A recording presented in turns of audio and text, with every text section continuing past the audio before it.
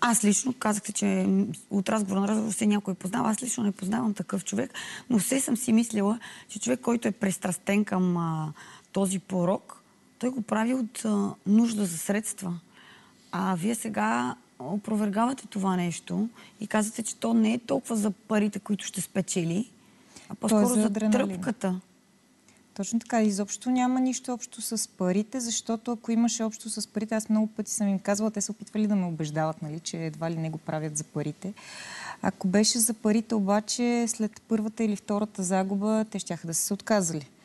Но те не се отказват, а напротив продължават да затъват. И тук е много тънкият момент, че с хазартната зависимост постепенно започва да се появява една зависимост от взимането на кредити.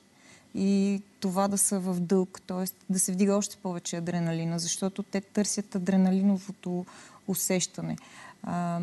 Да си в дълг също е адреналин.